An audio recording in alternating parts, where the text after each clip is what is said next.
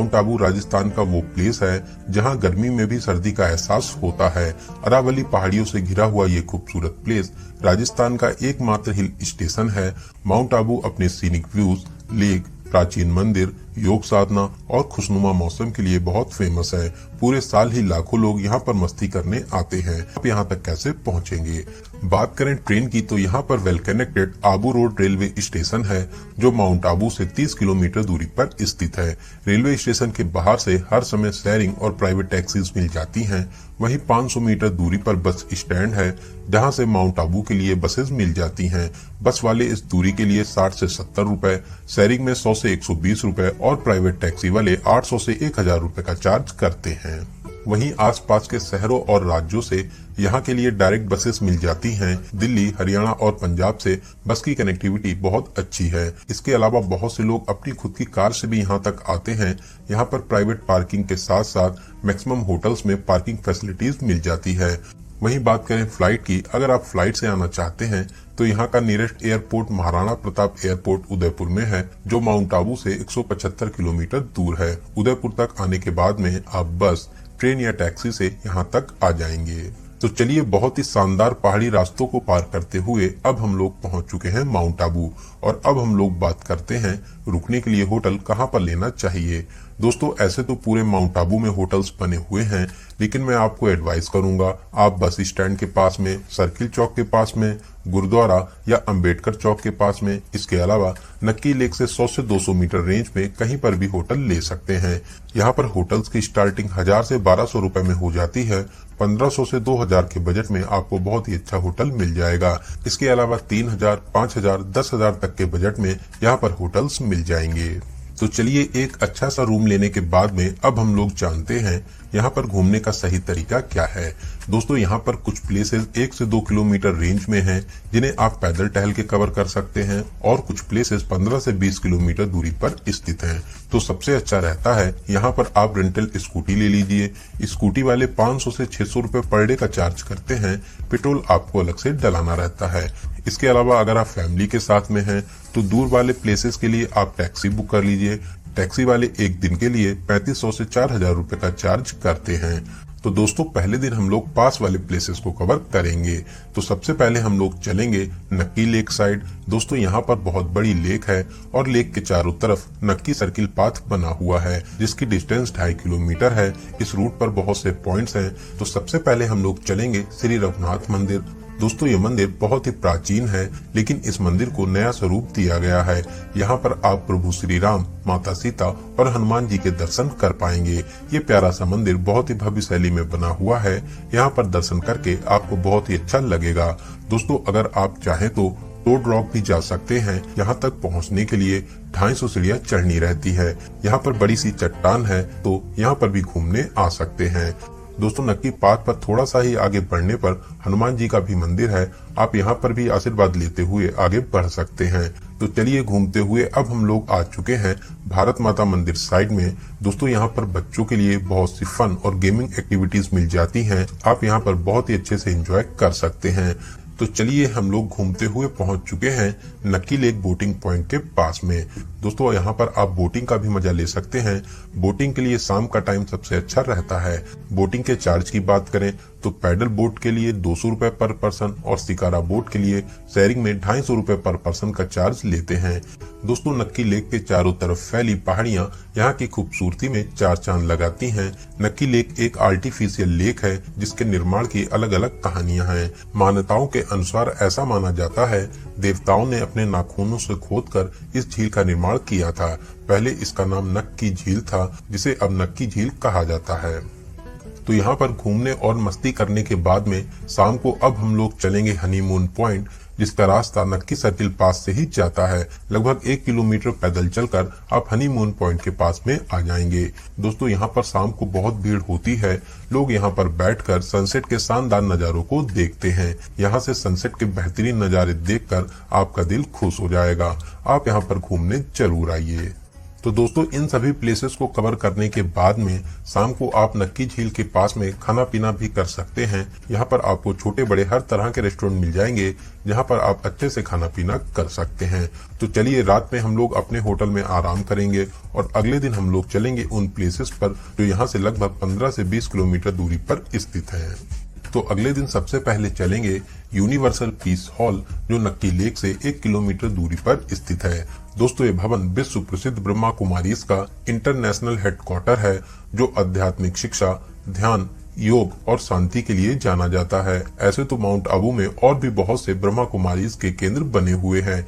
यहाँ पर आध्यात्मिक और सांस्कृतिक कार्यक्रम होते हैं। देश और विदेश से लाखों लोग यहाँ पर शामिल होने आते हैं। तो आप भी यहाँ पर जरूर आएं। यहाँ पर आपको बहुत ही शांति का अनुभव होगा। तो चलिए यहाँ पर घूमने के बाद में अब हम लोग चलेंगे अर्बुदा देवी अधर माता मंदिर जो यहाँ से कुछ ही दूरी पर स्थित है। दोस्तों ये अलौकिक मंदिर माउंट आबू का सबसे पवित्र स्थान है। माउंट आबू का नाम माता अर्बुदा देवी के नाम पर ही पड़ा है। ये स्थान माता रानी के कात्यायनी रूप को समर्पित है। ये दिव्य स्थान माता रानी के 51 शक्ति पीठों में से एक है। यहाँ पर 200 से ज्यादा सीढ़ियां चढ़कर आप मंदिर के पास तक पहुँच सकते हैं। दोस्तों मंदिर के अंदर मोबाइल फोन और कैमरा ले जाना मना है। यहाँ पर माता रानी गुफा के अंदर विराजमान है। आप गुफा के अंदर जाकर दर्शन करके आशीर्वाद प्राप्त कर सकते हैं। तो चलिए यहाँ पर दर्शन करने के बाद में अब हम लोग चलेंगे श्री सोमनाथ महादेव मंदिर में दर्शन करने। दोस्तों ये मंदिर माउंट आबू के प्रमुख मंदिरों में से एक है। यहाँ पर आप पूरे सिख परिवार के दर्शन कर पाएंगे। साथ ही साथ मंदिर में और भी बहुत से देवी देवता विराजमान है। मंदिर के पास में पवित्र कुंड भी बना हुआ है जहाँ पर आप बड़ी बड़ी रंग बिरंगी मछलियों के दर्शन भी कर सकते हैं। दोस्तों बहुत ही प्यारा स्थान है। यहाँ पर दर्शन करके आपको बहुत शांति मिलेगी। तो आप यहाँ पर भी दर्शन करने जरूर आएं। तो यहाँ पर दर्शन करने के बाद में अब हम लोग चलेंगे विश्व विख्यात दिलवाड़ा मंदिर में दर्शन करने। दोस्तों ये मंदिर जैन धर्म के तीर्थंकरों को समर्पित है जो 5 मंदिरों का एक अद्भुत समूह है। मंदिर के अंदर मोबाइल फोन और कैमरा ले जाना मना है। आप लॉकर में अपना सारा सामान जमा कर सकते हैं। दोस्तों इस मंदिर का निर्माण 11वीं से 13वीं सदी के बीच में हुआ था। मंदिर की अद्भुत कारीगरी और नक्काशी देखकर आप दंग रह जाएंगे। सच में बहुत ही भव्य और दिव्य मंदिर बना हुआ है। तो दोस्तों यहाँ पर दर्शन करने के बाद में आप ट्रैवर्स टैंक भी जा सकते हैं। ये एक वाइल्ड लाइफ सेंचुरी है। यहाँ पर आप बहुत से जीव जंतुओं को देख पाएंगे। अगर आपके पास में 2 से 3 घंटे हैं तो आप अपनी लिस्ट में इस प्लेस को भी शामिल कर सकते हैं। तो चलिए अब हम लोग चलेंगे यहाँ के most visited place Guru Shikhar जो माउंट आबू से 15 किलोमीटर दूर स्थित अरावली की सबसे ऊंची चोटी है। तो पहाड़ी रास्तों को पार करते हुए अब हम लोग पहुंच चुके हैं गुरु शिखर। दोस्तों मार्केट और सीढ़ियों को पार करके आपको ऊपर तक आना होता है। यहाँ पर भगवान विष्णु के अवतार दत्तात्रेय जी का प्राचीन मंदिर भी स्थित है। आप यहाँ पर दर्शन जरूर करें। फिर कुछ सीढ़ियाँ चढ़कर आप सबसे ऊपर चोटी पर आ जाएंगे। यहाँ से दूर तक फैले अरावली पहाड़ियों के नजारों को देखकर आपका दिल खुश हो जाएगा। दोस्तों सच में बहुत ही प्यारा प्लेस है।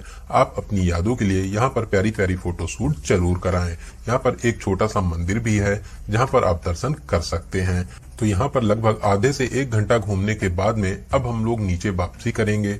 रास्ते में ही शूटिंग पॉइंट है जहाँ पर आप रुककर अपनी यादों के लिए प्यारी प्यारी फोटो शूट करा सकते हैं। साथ ही यहाँ पर बैठकर सुकून भरे पलों को भी बिता सकते हैं।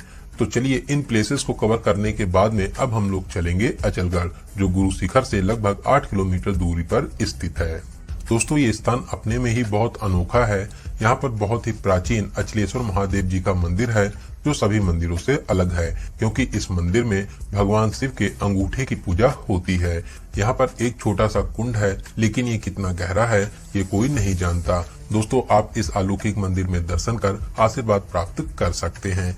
इसके अलावा मंदिर परिसर में और भी बहुत से प्राचीन मंदिर है, वहाँ पर भी आप दर्शन जरूर करें। दोस्तों अचलगढ़ में किला भी है जिसका निर्माण परमार वंश के राजाओं के द्वारा किया गया था, लेकिन अब ये किला खंडेर के रूप में बदल चुका है। तो इन सभी प्लेसेस पर घूमने और दर्शन करने के बाद में माउंट आबू वापस आ जाएंगे और अब हम लोग चलेंगे शंकर मठ जो नक्की लेक से लगभग 1 किलोमीटर दूरी पर स्थित है। दोस्तों दिव्य मंदिर शिवलिंग के आकार में बना हुआ है। मंदिर के अंदर 9.5 फीट ऊंची विशालकाय शिवलिंग भी स्थापित है जिसका वजन लगभग 27 टन है। इस मंदिर की स्थापना 1977 में श्री महिषानंद गिरी जी महाराज द्वारा की गई थी। मंदिर परिसर में बहुत ज्यादा साफ सफाई रहती है। साथ ही पौधों से मंदिर को बहुत ही अच्छे तरीके से सजाया गया है। आप यहाँ पर बैठकर ध्यान साधना भी कर सकते हैं। दोस्तों इन सभी प्लेसेस में दर्शन और घूमने के अलावा आप ज्ञान सरोवर, नीलकंठ महादेव, पीस पार्क, गौमुख माता मंदिर और रोज गार्डन भी जा सकते हैं। इसके अलावा भी माउंट आबू में और भी छोटे बड़े प्लेसेस हैं, आप अपने टूर प्लान के हिसाब से उनको कवर कर सकते हैं। तो चलिए दोस्तों अब हम लोग बात करते हैं यहाँ पर आने का सबसे अच्छा समय कौन सा रहता है। दोस्तों ऐसे तो आप पूरे साल कभी भी यहाँ पर घूमने आ सकते हैं, पूरे साल ही टूरिस्ट यहाँ पर घूमने आते हैं। पीक सीजन की बात करें तो मार्च से जून तक का समय पीक सीजन रहता है। बात करें आपको कितने दिनों का टूर प्लान बनाना चाहिए, दोस्तों आप कम से कम यहाँ पर 2 डेज 1 नाइट का प्लान जरूर बनाएं। इसके अलावा 3 डेज और 2 नाइट का प्लान इनफ रहता है। इतने टाइम में आप सभी प्लेसेस को बहुत ही अच्छे तरीके से कवर कर लेंगे। तो चलिए दोस्तों अब हम लोग बात करते हैं सबसे जरूरी क्वेश्चन बजट की। कितने बजट में आप इस प्यारे से टूर को कवर कर लेंगे। दोस्तों अगर आप 2 लोग हैं और आप 3 डेज और 2 नाइट का प्लान बनाते हैं तो आप 8,000 से 10,000 प्लस ट्रेन टिकट इतने बजट में बहुत ही अच्छे तरीके से इस टूर को कवर कर लेंगे। तो दोस्तों यहाँ पर मैंने आपको माउंट आबू टूर से रिलेटेड हर एक छोटी बड़ी जानकारी को बहुत ही अच्छे और सही से देने की पूरी कोशिश की है। अगर फिर भी आपके कोई क्वेश्चन रह जाते हैं तो आप कमेंट के माध्यम से पूछ सकते हैं। दोस्तों आपको ये वीडियो कैसा लगा और आप इस वीडियो को कहां से देख रहे हैं, कमेंट बॉक्स में जरूर बताइएगा। अगर